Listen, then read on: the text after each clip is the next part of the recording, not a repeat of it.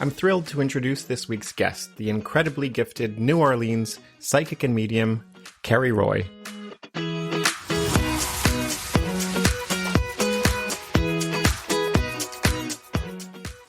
Cari Roy has gained recognition as New Orleans' most accurate and empathetic psychic reader and medium.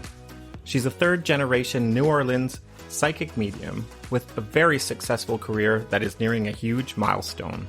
In 2025, I will be celebrating my 40th year as a professional psychic medium. At the age of 7, Cari began displaying her psychic gifts, sensing spirits and past lives, and foretelling events. My mother said a good New Orleans girl has 3 things under her pillow. One is her deck of tarot cards, her revolver, and her rosary beads.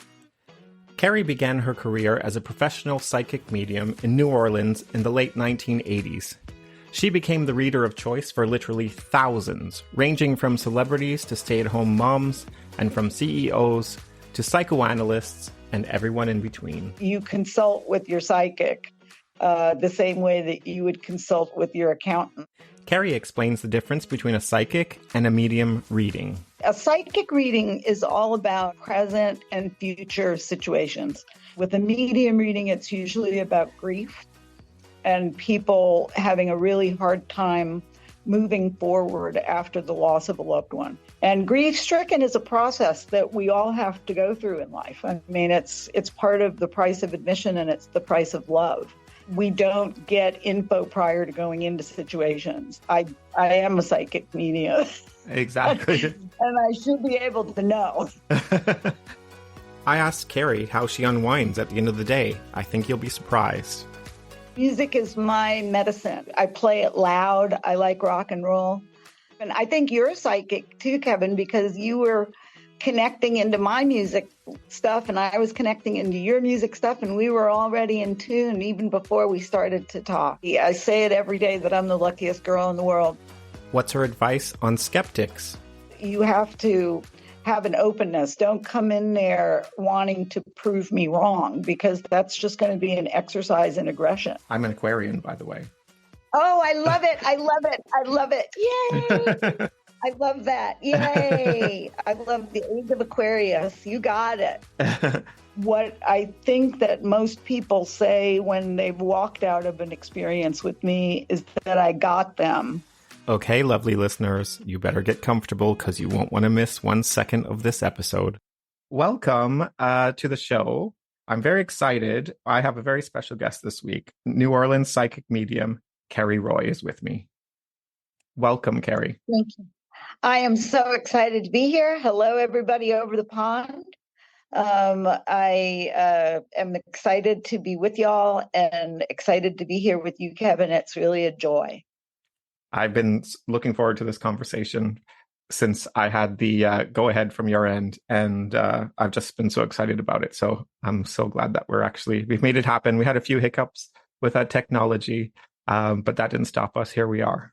Yeah, we forged ahead, and here we are. The ever-reaching technological advances that we have to master every day now.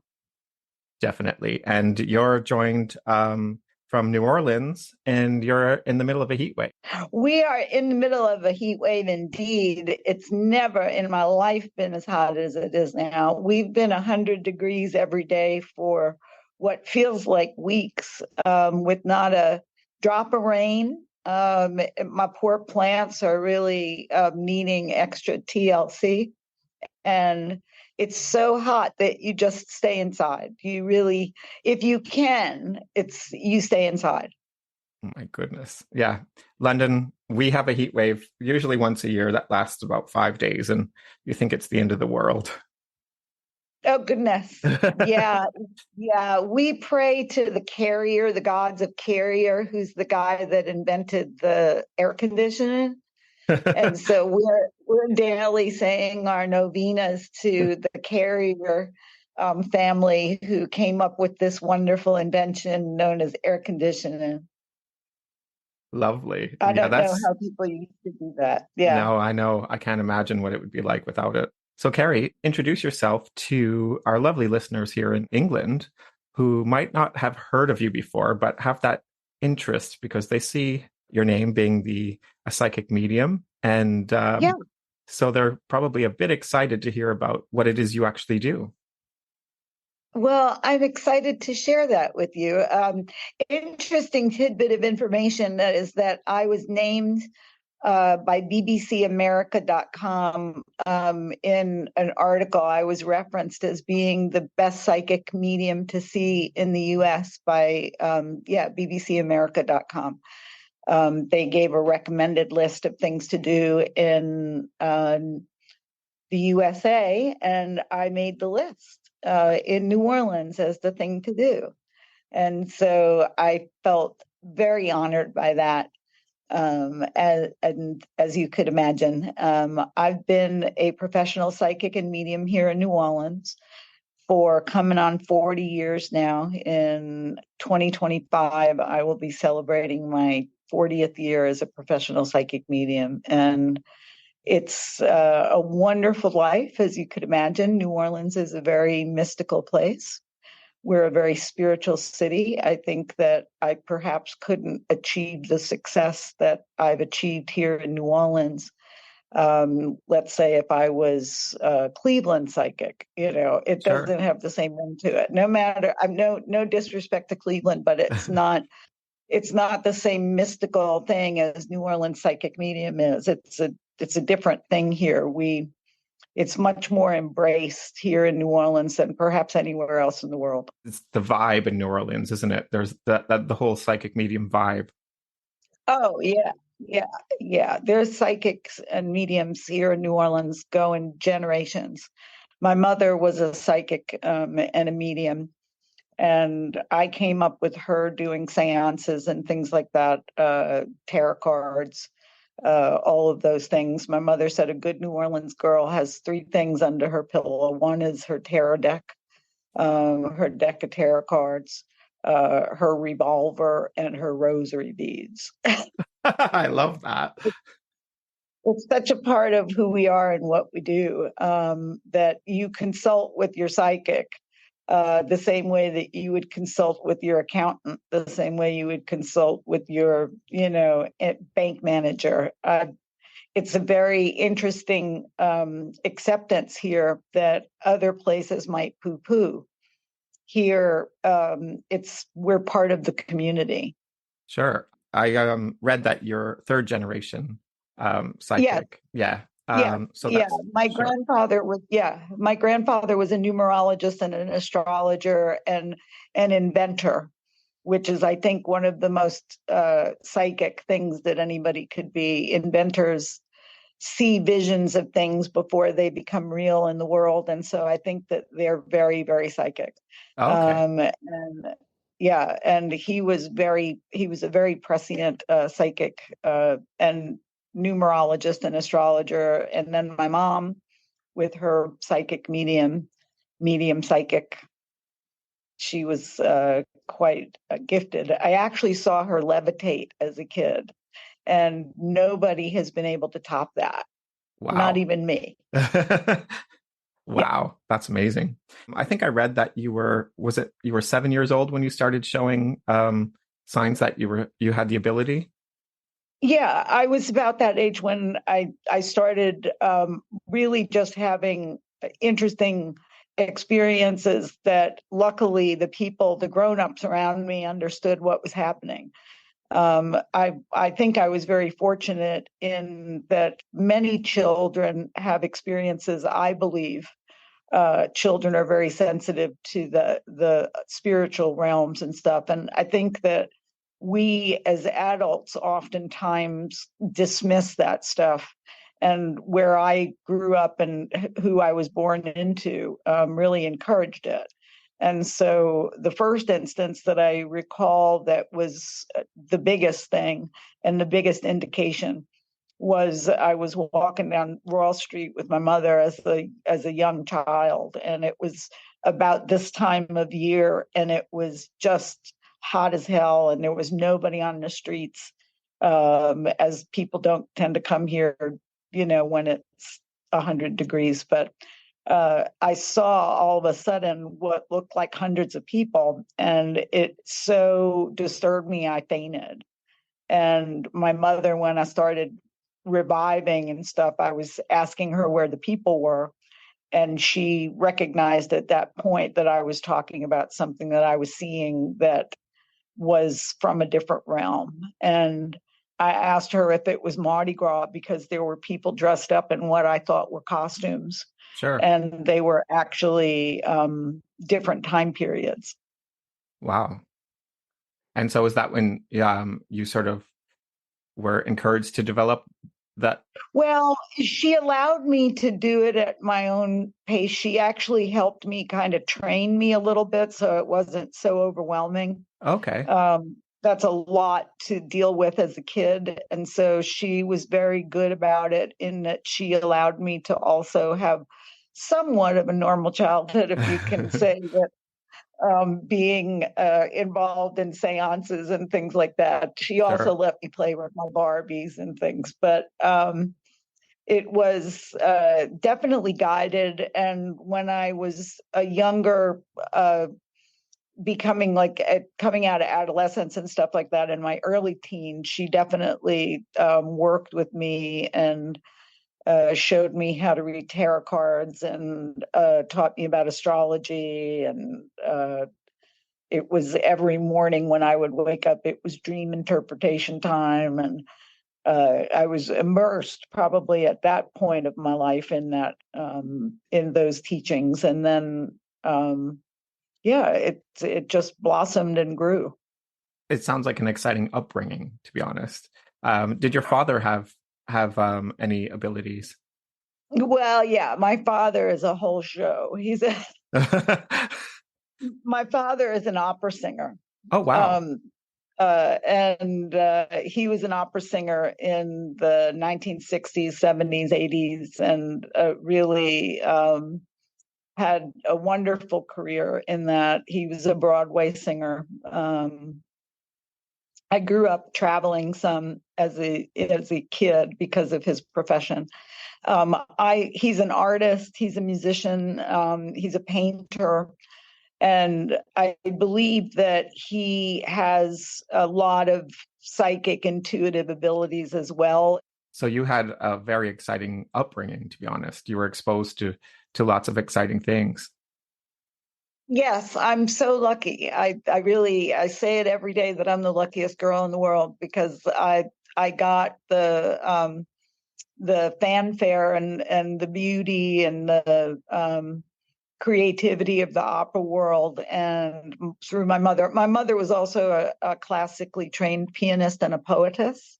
Oh, wow. So it was a very eclectic upbringing in many ways. In addition to the spiritual aspects of it, it really was a home of creativity. So, That sounds amazing. It sounds very positive as well.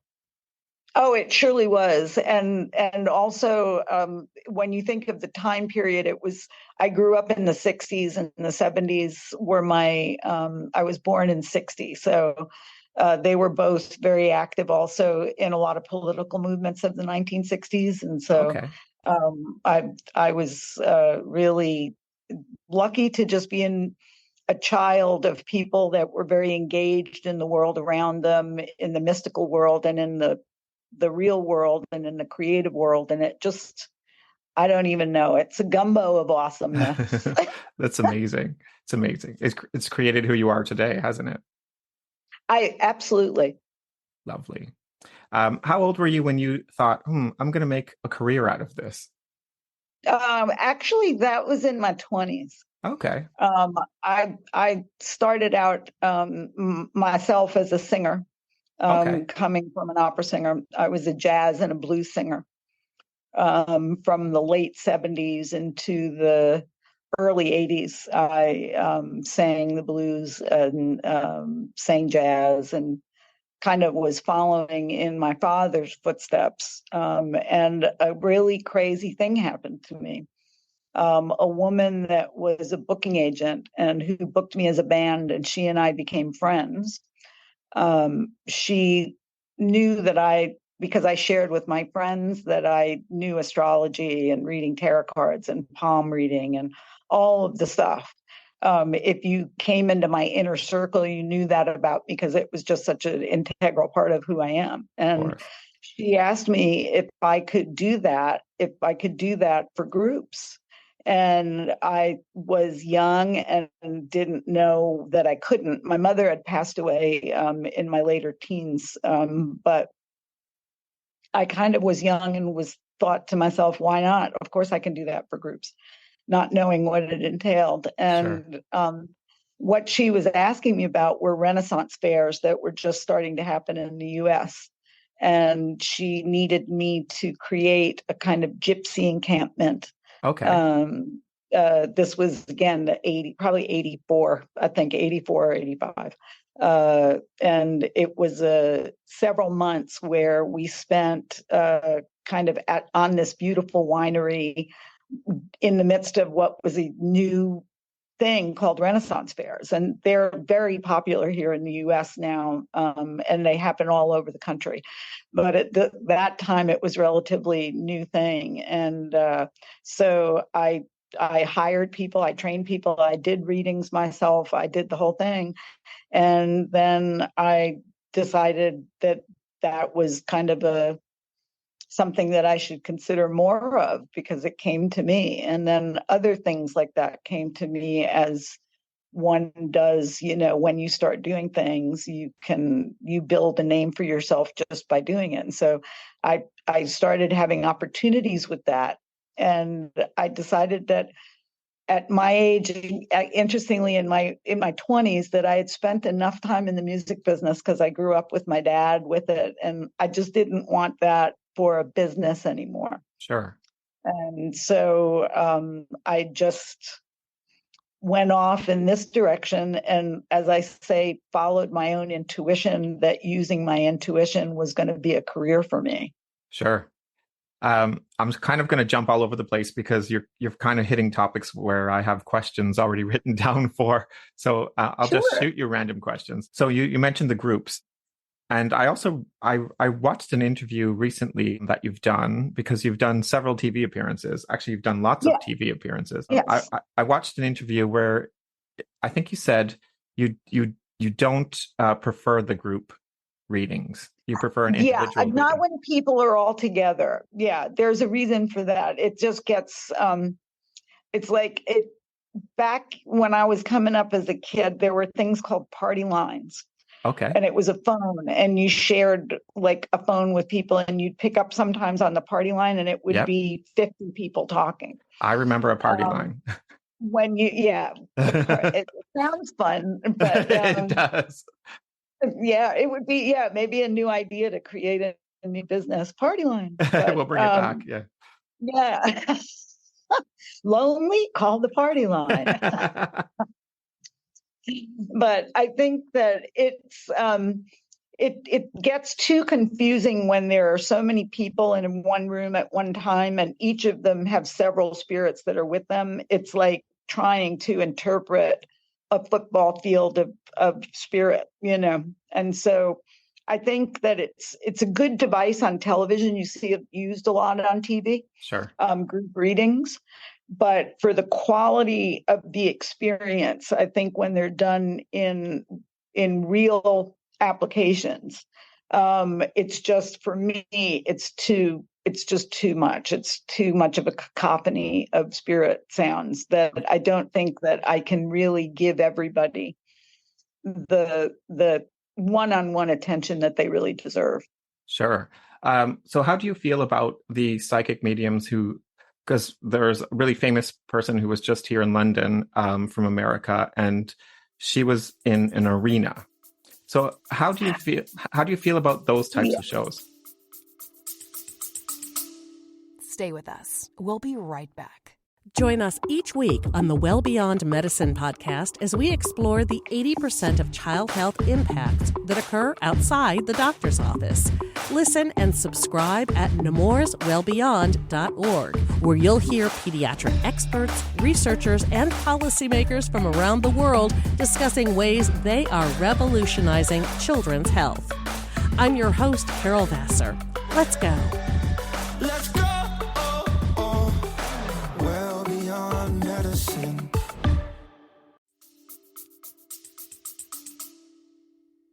They may be able to do that. I don't know. I mean, I don't know how it would be for me, the way that I experience psychic and paranormal stuff. It's noisy. Okay. When you do tap in, it's noisy. And so I mean, they may be able to do that in that kind of environment. I'm sure that it's educational when they do it. I'm sure they talk about their process and, Sure. they do things like that with it too.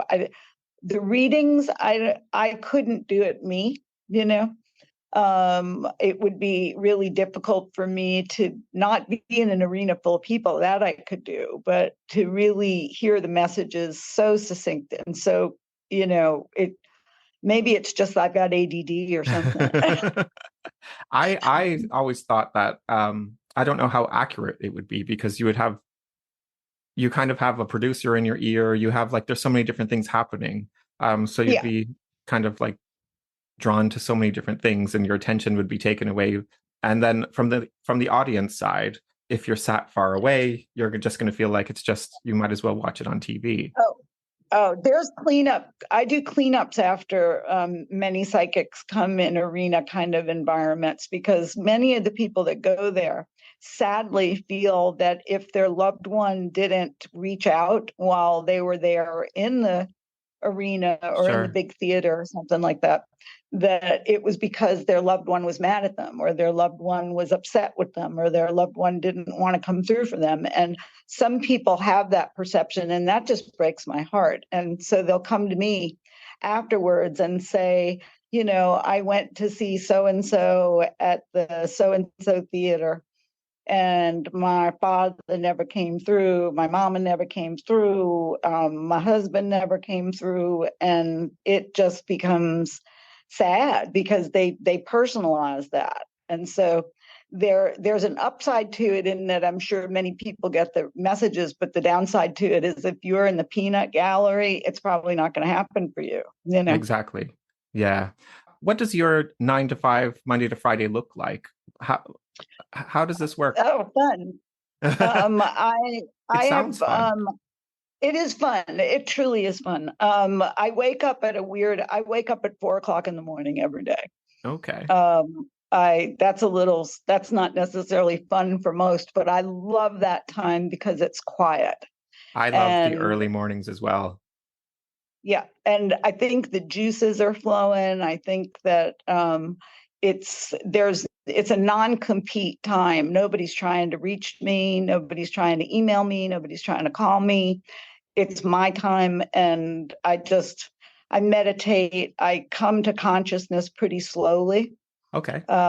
And so it takes me a couple hours to be fully functional in the morning. And so that's another reason I wake up so early too, is that I need to ease into it. But I have wonderful assistants that help me, and I need that in life, because I'm very, very good at what I do as a psychic medium. But I need people to be able to manage my day to day that will allow me to just do what I do well. And so I have a wonderful business associate manager. She's also my stepmother. Oh, We keep it in the family. She's an interesting gal. She was a opera singer at the Met when she was younger. wow. And she is the brains of the business. She is very savvy, and she kind of handles the business things for me again, so I could focus on what it is that I do well. I also have another gal that helps schedule my appointments, and she's just great, because if I was having to schedule my appointments and do all of that stuff on top of what I do every day, it just doesn't work well. Of course. And so I'm fortunate to have them help me. And so my days when I am awake, I see the day in front of me. I have a call usually, and then I have clients from 10 o'clock in the morning till 6 o'clock at night. Pretty much 5 days, sometimes 6 days a week. Wow. So you're a busy gal. I am. Again, it's a luxury problem, and I'm the luckiest girl in the world. But I've been doing this for 40 years almost. So if you've been doing something for a long enough period of time, one should get successful. That should be the way it works. Not always, but it should be. Definitely. So if you can just walk us through the process. For example, if I booked an appointment with you, what should I expect when I arrive? How do you set things up? Just walk us through that process. Well, you would probably reach out by phone. In that case, you'd talk to Marilyn. If you reach out by email, you'd probably talk to Gracie. And they would schedule you, provide any information that you needed going into it. People can either schedule in-person or phone appointments. If you're coming to see me in person, I have a little different setup than most psychics do in this city in particular. I'm in a high-rise office building, as you could probably see around me. Yeah. I have a beautiful office up here in a very quiet space because the French Quarter, where I kind of came up and where I learned my craft, was working in places in the French Quarter. It's very noisy now to me. It's perfect if you want to party and if you want to just go crazy. The French Quarter is the best place to do that. But for me, I prefer I'm one block outside of the French Quarter. Okay. But that one block makes it a different experience. Plus, 10 floors up in the air too. Sure. So that also makes it a more serene environment. You would come in, there's a receptionist, they would greet you, you'd sit down, we have beverages, you make yourself comfy. And then at the time of the appointment, I come and meet you in the reception area and you come back into my office. My office is pink. Ooh. It's almost a salt of pink. It's very happy. It's a very bright, I have some blues, but it's pastel-y colors. Okay. It's very soothing visually because I believe that our environments really affect how we feel. I try to create an ambiance here that is welcoming and that is kind of takes away some of the anxieties that people feel when they come in to get a psychic or a medium reading with somebody. So maybe you could explain to us the difference between a medium reading or a psychic reading. Sure. I have so many questions in my mind going through at the moment, but let's just start with that. Absolutely. A psychic reading is all about present and future situations, looking at things like romance, finance, career, health, family, relationships, both friendships, family dynamics, romantic situation, all of that stuff. That's a psychic reading. Then a medium reading is really when you're connecting with people's loved ones who have passed. And they're slightly different. Not every psychic is a medium. Not every medium is a psychic, although I think they should be. It's not something necessarily that is always going together. I was fortunate that my mother was both a psychic and a medium, and so I came up really focused on both of those things. But it's a different, slightly different experience because when people are looking to have questions about relationships or career or things like that, there's an anxiety there. Sure. Often people are wondering about things. People are concerned about things. That's what a psychic reading addresses. With a medium reading, it's usually about grief and people having a really hard time moving forward after the loss of a loved one. And so there are different skill sets actually in the way the readings are, because it's the outcomes of each reading, the desired outcomes of each reading and the expectations of each reading are different. Sure. And do you encourage people to come in and say, I'd like you to communicate with my father or my husband, or do you encourage people to not say anything? No, I don't usually ask for that information. We have a very stringent scheduling process. We don't ask for people's last names. They can give a fake name if they want. Okay. We don't ask for any information going into it. We do ask people that they have a clear understanding of what they're wanting to get out of it, but they don't have to come in and say, yeah, my dad passed last week and that's why I'm here. Right.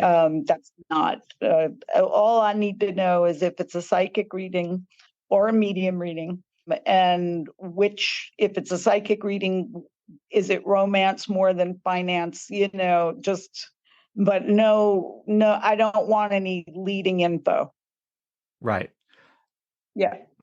That's considered a no-no. Yeah. Really. That was a big question that I had. I did a TV show recently, and it's something that in the good parts of this industry, everybody is really good about that. We don't get info prior to going into situations. I just did something with Ozzy Osbourne's son, Jack, last year, and that was basic. I mean, they did everything. Well, they did kind of blindfold me, but when they picked me up at the airport, it was a whole wacky experience because they picked me up late at night and they drove me about 2 hours away. I had no idea where I was. I was so trusting in this one instant. Sure. I didn't know who these people were, and they drove me somewhere I had no ingoing info at all. And the good ones, there is no prior info. Right. And so do you ever have people that come in and say, you didn't hit any hot topics that I was expecting, or how does that work if somebody says something, if they have a negative experience? If there's no connection, really, and looking at this as a business like any other business, it's not one size fits all. Sure. There are going to be times when somebody comes in and for whatever reason, you don't, or they don't, or it doesn't. And as a psychic medium, one of the things that I do pride myself on is that I kind of know that early on in the game.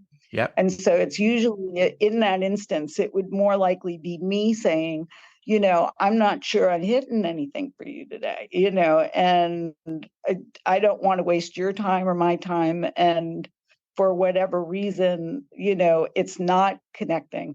I would actually be the first one to say that, probably, because I am a psychic medium. Exactly. And I should be able to know. What is your process on, what is your way of connecting with somebody as they come into your office? How do you connect with the individual before the reading? I'm astute. I may be part of what's really good about me is I have extrasensory perception. I can hear things. I can see things. I'm a micro person. People often say that readers are doing cold readings on people. And there are a lot of people in the industry that say, oh, no, I don't do cold readings. I don't do that at all. But in reality, every single person is doing cold readings all the time. That's what we as human beings do when we see each other. We're all sizing each other up. That's Sure. what a cold reading is. Cold reading is just looking at somebody from the way that they look. Are they hostile? Are they kind? Are they open? Are they closed? Are their arms shut? Are there, these are things that every human being is doing constantly in relationships all the time. And so if I were to say that I don't read people, I would lie to say that. And I never understand why readers continually say, I'm not cold reading. You don't, no cold reading is, I don't know about cold readings, but everybody's reading people. Right. And so I think when people come in, I just have an extra way of reading them. For whatever reason, there is an essence around people that I can tap into, that I think we all have it. Some people call it an aura. Some people call it a vibe. Some people call it, just an essence. I don't know what it is. All I know is everybody's got it. Sure. And I just happen to have the ability to see that. And so when somebody comes in, I kind of do take them in. I drink who they are. Sure, of It's course. like, here, come into my world, I'm here to kind of massage that aura. Sure. And so I need to be able to see that. So when somebody comes in, they sit down and I just start reading people. I don't again ask for a lot of info coming in. It's more like, okay, this is what I'm getting from you, Sure. and this is some stuff that's going on in your life. And they'll either agree with that or disagree with that or, whatever. But what I think that most people say when they've walked out of an experience with me is that I got them and I was able to get things that were going on in their world, things that were going on with their spirits that they didn't have to ask me about. I kind of just got it. Sure. Do you find at the end of the day you're exhausted? Yes. Absolutely. I don't do a lot when I go home. I have animals. I have a housemate. We hang out and just relax a little bit. But I'm by the end of the day, I don't usually go out at night. I'm spent. I can imagine you would be. I read that you've been on the Today Show several times. Yes. And that's an interesting, yeah. Sure. No, go ahead. Let's hear about it. The thing that's interesting about that is I've been on the Today Show twice. One was the year before Katrina, and one was the year before COVID. Okay. And so I'm kind of scared if they reach out to me a third time. I'm going to be like, oh my God, what's going to happen next? No, I don't. They can reach out to me anytime, but I've done it twice. Yeah. Sure. And I've seen that you've been on the A&E Haunted Houses. So yes. So what do you prefer? Do you prefer a reading in your nice air-conditioned office, or do you enjoy being out on the field and kind of doing the paranormal thing? I like both. I think I've done more of the being in my office the older I get. Sure. Paranormal activity and stuff. I do that some of it, but I'd say that the overreaching, I think, requests are one-on-one appointments now. I'll do special cases in paranormal investigations, certain locations that are of high interest. But I would say the majority of the requests that I get now are individual appointments. Okay.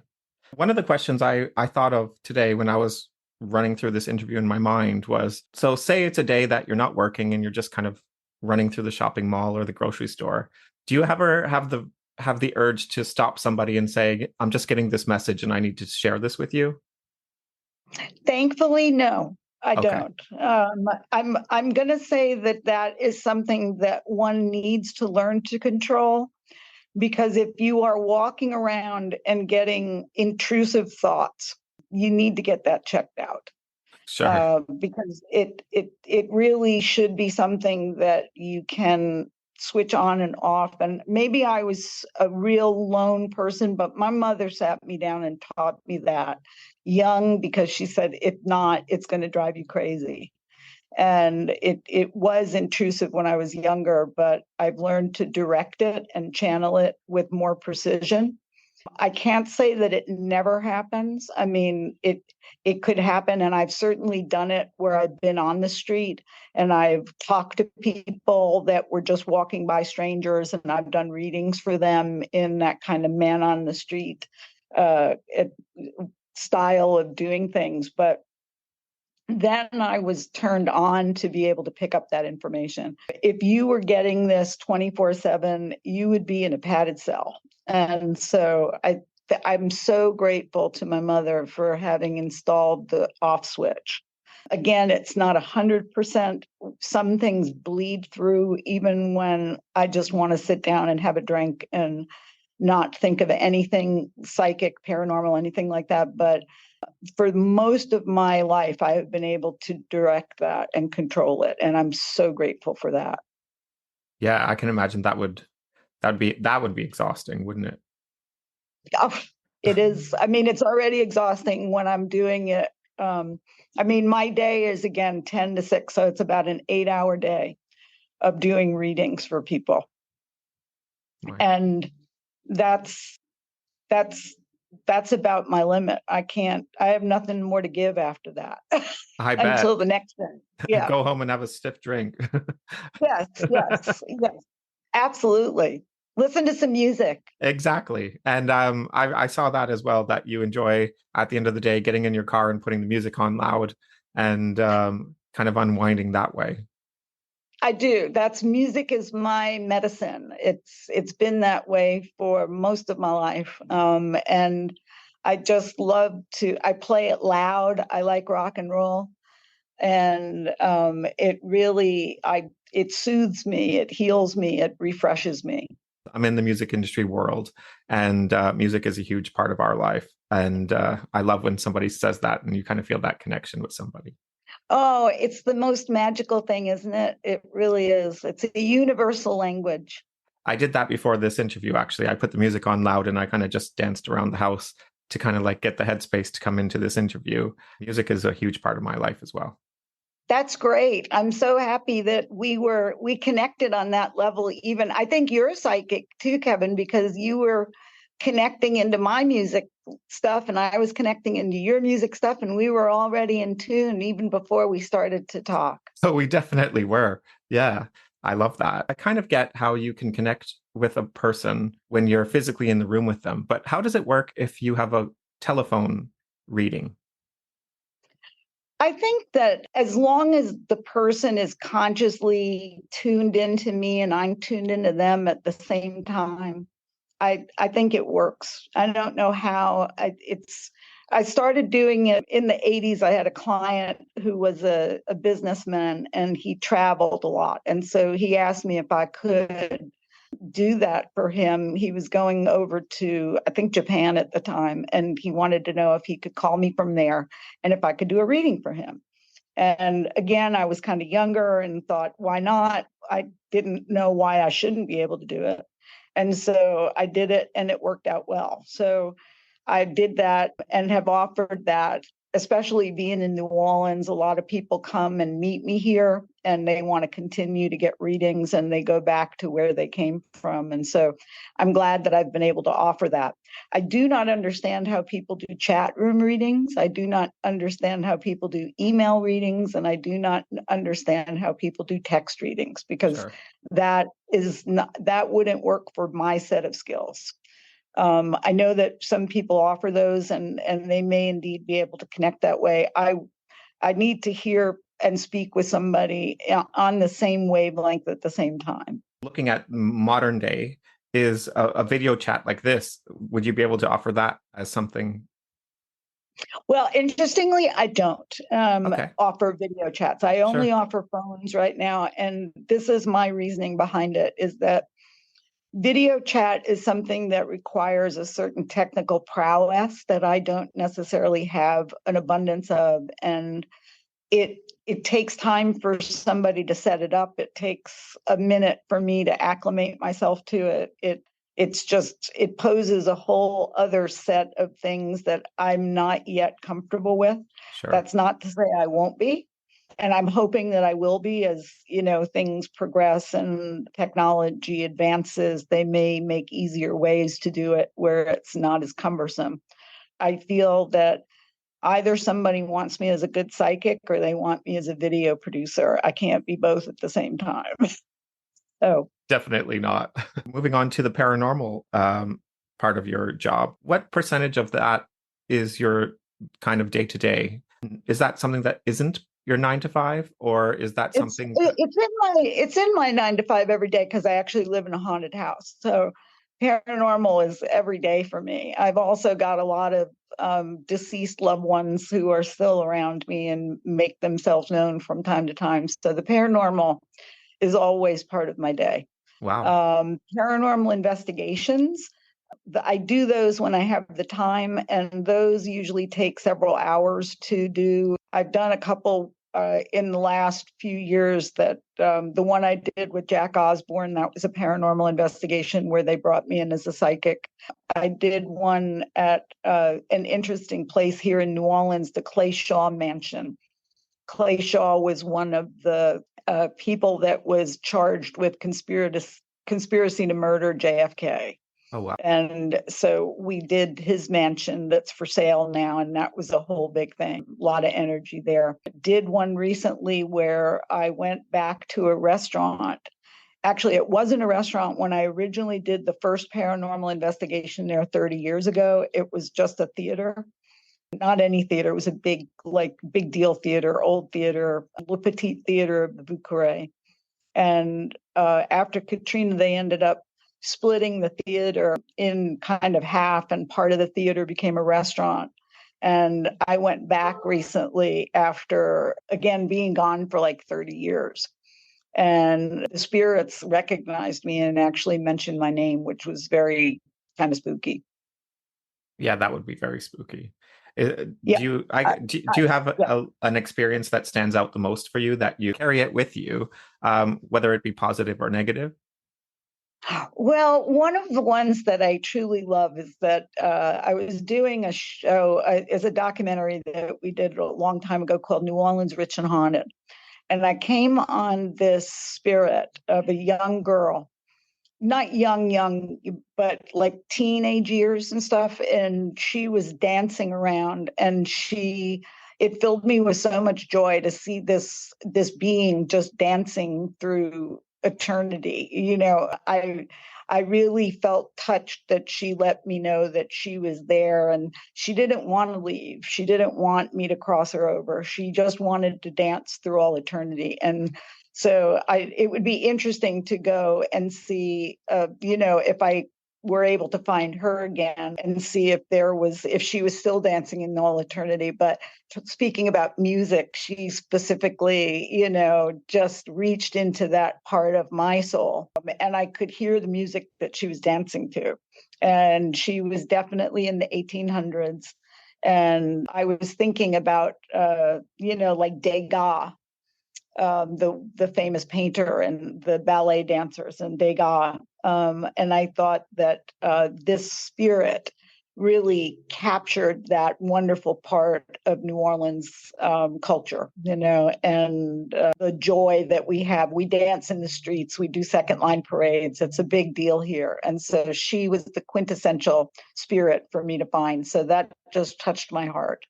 I've encountered children, that have passed that are still here, and that's always a little tough because you definitely want to steer them towards the people that love them. And that's, sometimes there's a little confusion in the world of spirit. And so being able to connect with them and help them cross over is a very rewarding thing. But those are tough. Yeah. I can imagine they are. What do you say to people who don't believe that there's anything after you pass away? What I would say is do the research. There's some really good scientists that are out there really doing the research now. There are some wonderful websites that are available. The Institute of Noetic Sciences, which was originally founded by Edgar Mitchell, the astronaut. They have spent decades in doing research about paranormal and continuation of consciousness. There's a lot of stuff that's out there. It just doesn't make the mainstream news. And so I think that there are breakthroughs that are happening in this world all the time. Stanford has had psychic and paranormal programs. University of Arizona at Tucson has something called the Windbridge Institute. And they are scientists that are working on research about this all, 24/7. And most of the real psychical in England, I think it's the Society of Psychical Research, SPR. Okay. And I couldn't belong to that as a member because I'm not an accredited PhD teaching at an accredited university. I mean, the real members of that are all heavy-duty, heavy-hitting scientists. Okay. So what I tend to say to people that are skeptics is that there is some stuff out there. If you want to go and look at some of it, it's available. And it's really eye-opening. And so I don't ask people just to take my experience as being, their word for it, nor do I expect them to, get all of that. Many people who come to see me feel that I have a thing on my website that was a letter that was written years ago by a guy, a scientist who came to see me, and it's actually called a letter from a skeptic. And he sang my praises in a way that, it made me cry. But he said that, just go in there. Even he said that you have to have an openness. Don't come in there wanting to prove me wrong, because that's just going to be an exercise in aggression, That's right. And so I think that if sometimes you get people who come in and they're just like so shut down. And my big question is, why are you coming? Why did you take the time to get an appointment with me? Like it takes a few months to get an appointment with me. Like, what if this is something that you so don't believe in? Why go through the trouble of making an appointment to see me? Sure, of That's course. something that is a question that I ask sometimes. But most people are. I think that the new age or the new spirituality or something, it's much more acceptable than it was when I started out. And I think the age of Aquarius is happening and it's unfolding around us. And I want to say that more than 50% of people in the US feel that they've had some kind of experience that they couldn't explain. And Sure. so the people are starting to talk about this more freely with each other Sure. and say, yeah. I'm an Aquarian, by the way. Oh, I love it. I love it. I love it. Yay.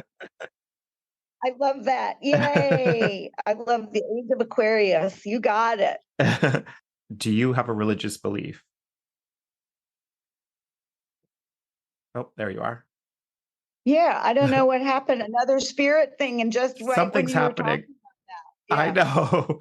I've witnessed, well, I can't even name the number because I've never counted it, but over 20 years, patients passing away, and I'm in the room with them. They all have a different belief. Some of them don't believe in anything, or there's, I don't know, hundreds of different religions. So my question is, do you have a religious belief?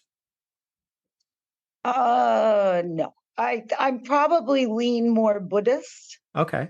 I think my religious belief is that I would say I'm spiritual, not religious, would be how I would describe myself. I don't really affiliate myself with any organized beliefs. I studied a lot of them.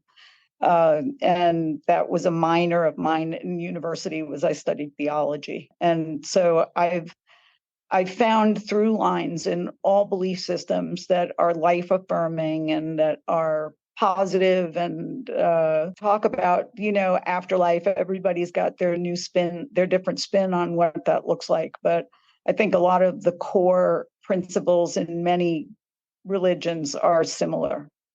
I've heard somebody was speaking about religion not that long ago on, I don't know if it was a radio or a talk show, and they were saying how they find it so frustrating that in life we've evolved in so many different things, but religion has never evolved and never moved with the times, and they find that very frustrating. But I agree. Yeah. I agree with that as well. And the point that I was about to make was I was brought up sort of in a religious family. My family, one side of my family is French Catholic.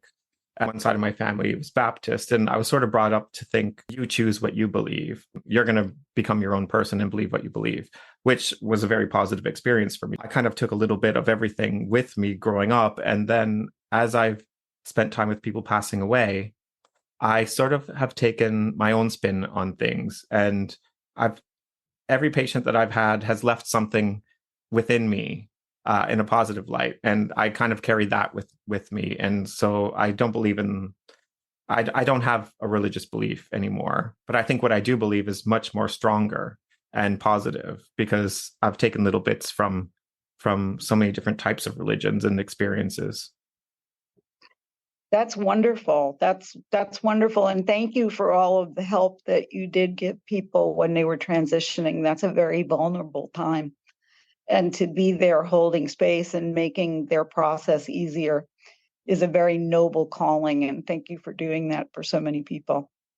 That's wonderful. That's a calling. That's those that I know. I've had clients who are hospice workers, and everyone that I know says that they wouldn't think of doing anything other than that now that they've done that, because it is such a noble calling. I think that hospices and hospitals are the most active spiritually of any places. No cemetery is active the way that a hospital or a hospice is, because you have people coming to get the people Sure. that are passing away, and you've got the people that are passing away. And so it's almost like airports, I think. So how do you explain to somebody, if somebody comes in and says, well, what happens to somebody when they pass away? What's that experience?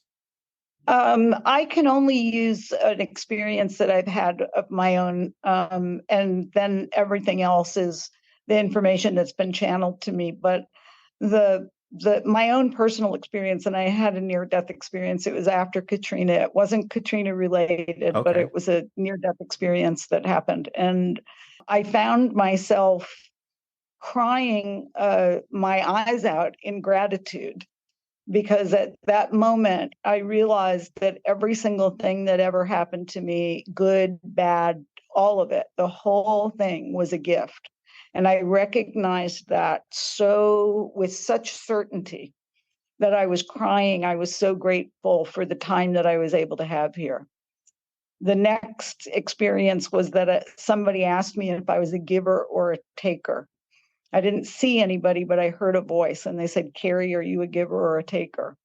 And I thought about it, and I prefaced it and said, I haven't given to everybody. I mean, I'm sure I could give more, but I would say on the whole, I'm not a taker at all. I'm a giver.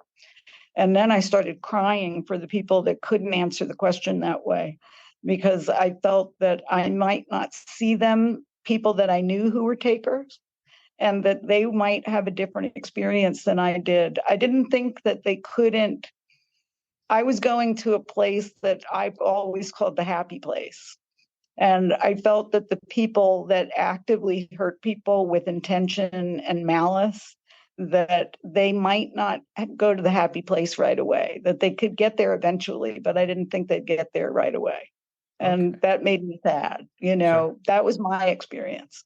And then I came back. So I didn't get to meet the loved ones, but from everything that I understand, as soon as we pass, the tribunal of loved ones that is there to welcome us and let us know that we've passed, and to bring us to whatever that next step is. And that's what I believe happens. I think consciousness doesn't stop. I think consciousness continues. And so when the light goes out here, I feel that our eyes open somewhere else. So that actually ties into something that I truly believe in, because being with any patient who's passing away, they always see family members around them. And that happens no matter what religion they follow. It happens whether they believe in anything or not. They always say, "Oh, my mom's here," or "My dad's here," or it's always someone who's passed away, and they're always around in the room. Yeah, I've felt them when they've come I've been with a couple people, loved ones who have passed, and when they were, nearing the end, and I could feel my ancestors coming into the room. I could feel them arriving, like boom, boom. They felt like they were coming and waiting for that loved one to cross. They're there. You can sense them. It's very powerful. It is very powerful. Yeah. Wow. That's amazing. I love that.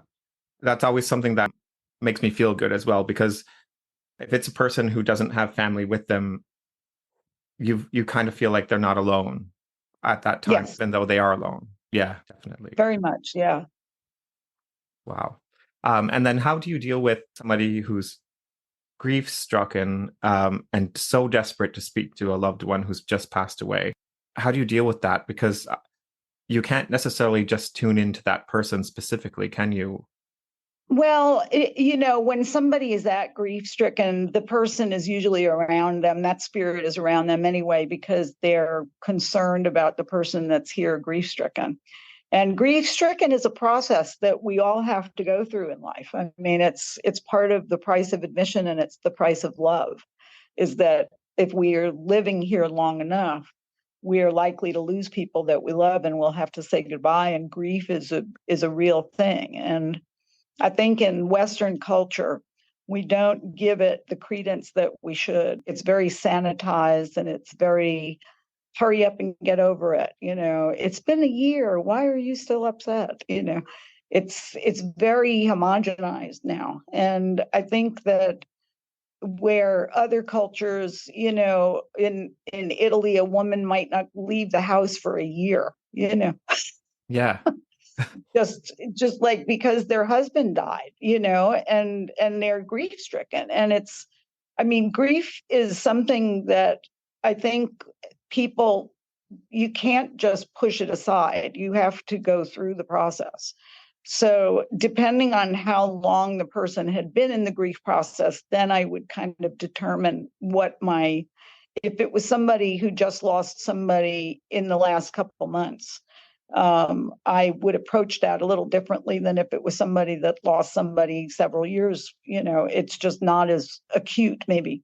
I try to deal with it on a multi-layered approach here. I try to be there for that person as another human being who really can hold space for that grief for them. And it's not going to make me uncomfortable if they're grieving, so they can really grieve if they want to with me. I do my best to connect them with the person that passed. And like I said, most times that person is with them anyway, because they are still in such deep, deep grief. And so that's what I try to bring to them. And, if I think that they need to go see somebody because they're too depressed, then I would suggest that they go see a counselor or a psychiatrist or somebody else, because I may not be enough for what it is that they need. And so I would definitely make those suggestions to somebody. I give them reading material. I suggest that they take their B vitamins and their D vitamins.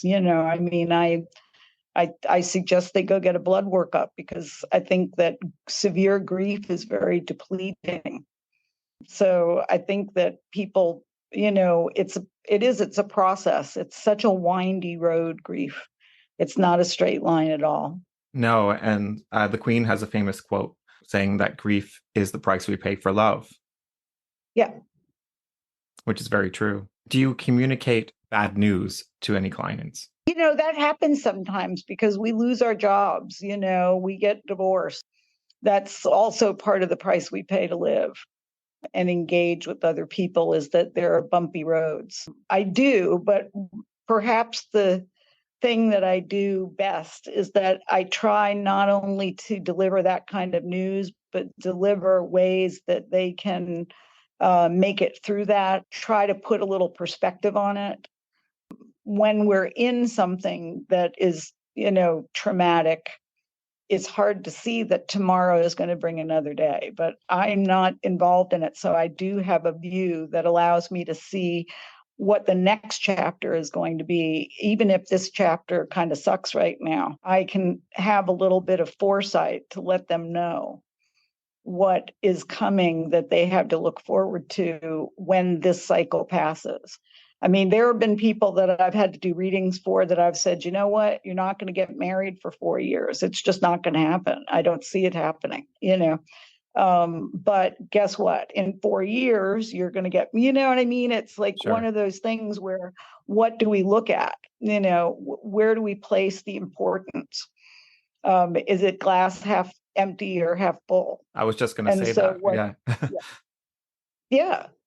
So I think the best thing that a psychic can do is give people that, the markers for what the opportunities are coming, and help them look beyond their immediate problems and see the possibilities that come after that. Well, it's been a pleasure speaking to you. I've definitely enjoyed this, and I'm going to share all your social media links with the world. Oh, thank you. And vice versa. You've been awesome. Thank you very much. And who knows, our paths may cross one day, and hopefully I can take you for a drink in a London pub. Oh, I love that. That would be wonderful. And vice versa.